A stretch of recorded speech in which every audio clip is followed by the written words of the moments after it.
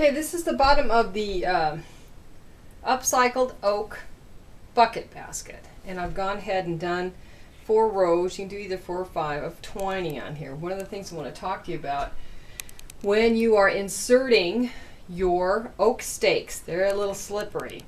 I wouldn't dunk the whole stake in water. I would just put it in and then I would do my twine and put it in and do my twine. There's 28 in here. And that kind of grabs it. I'd also be real conscious about pushing these back in when you twine. And now they're real secure, but first starting out they're slippery and they tend to slide all over. So that's the best way that I found to do it. Take them one at a time. Usually I lay the whole thing out and then twine. Well, these stakes don't go for that. So I went ahead and done 4, and you notice that I've got these locked in. You also notice that I've got this on top of a bowl. And the reason I've got it on top of the bowl is because it helps me start going, bringing those stakes, upsetting them, for lack of a better term, without being on a mold. So it gets it up off the table for me to be able to start doing something with. So we're going to start with some smaller stuff. And we're going to be using our trusty little clips here. So always want to start on top of, doesn't matter which one. And what I do, because I'm going to be pulling on this, is I use my cool little clip here.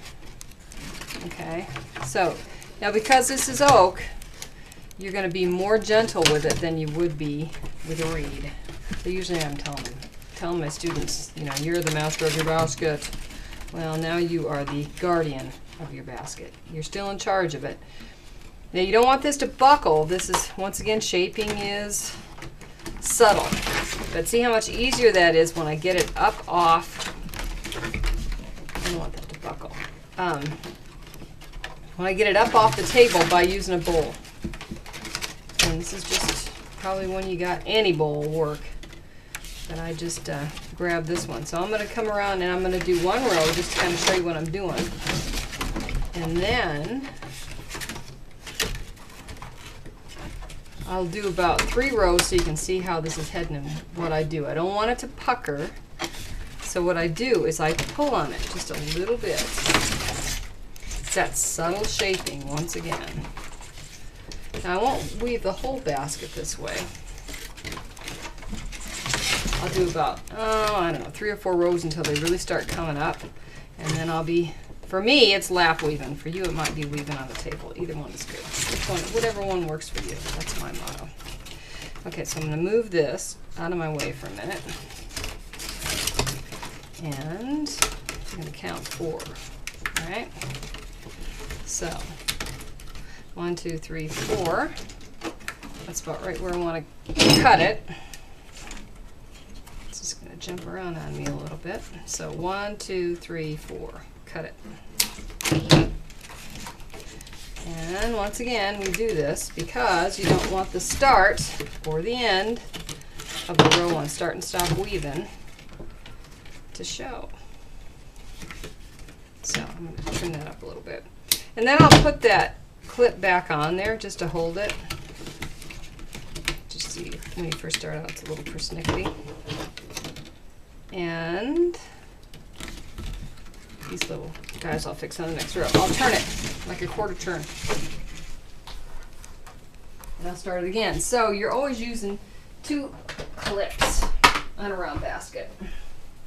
1 to start and 1 holding the previous row. When I come around to that, then that'll go away. So here we go. I'm going to do like 2 or 3, and I'm going to pull just a little bit. Pull just a little bit.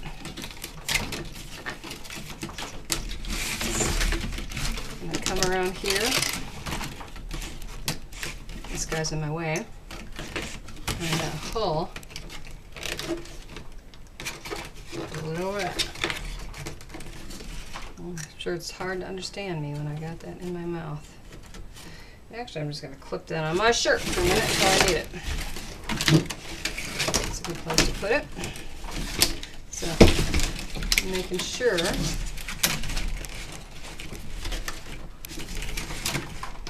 I don't get what do I want to call that? Loop-de-loop stuff in it. I don't want to. But it is gradual. And you notice that I have not. My weaver's wet, but my stakes are not wet. At least not right now. I need that rigidity in the oak for the stakes. But I do keep pulling on them with that wet weaver. And hopefully you can hear it squeaking. Okay, so I'm going to do 4 once again. 1, 2, 3, 4. And I won't bore you with this whole process. 1, 2, 3, 4. But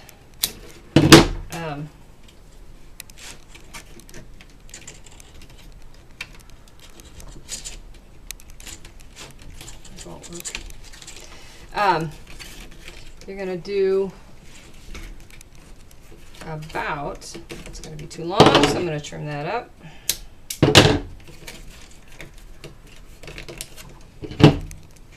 Check my pattern here. I'm going to do one more row so you can see what I'm doing. But you are going to do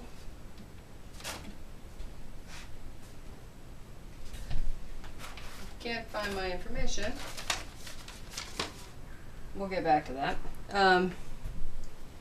Let me show you one more row so you see how this is starting to come down. This is where I lock that in. This is actually right now going to be the bottom of the basket, and then I'll flip that around.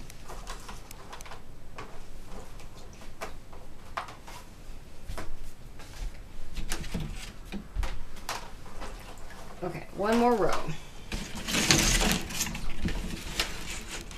And I don't know if you can see this or not, but these are kind of cut out little things from that oak. And I have elected to keep those in there because I think it gives the basket more character.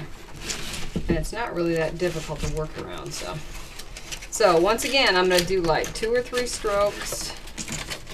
And then I'm going to pull. Like I say, I want to make sure that this doesn't get bumpy. But I do want to be headed up with these guys. Now, of course, if I kept weaving like this, the table's flaring these out. Oh. So probably after this row, once I've got them started going the way I want, I'll change and I'll be sitting on my chair lap weaving. And for me, that's faster. It may not be for you. You may need to weave on the table, and that's fine too.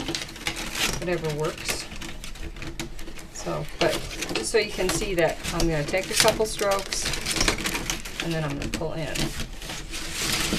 And being off the table with that bowl really helps that happen until you kind of get them going your way.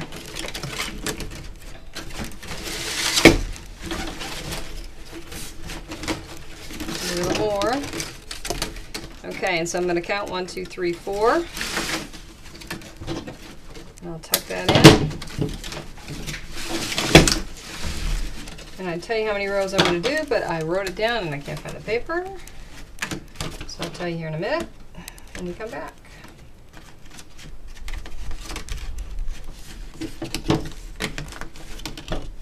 So, for at least 3 rows, if not 4, and then you can get rid of the bowl.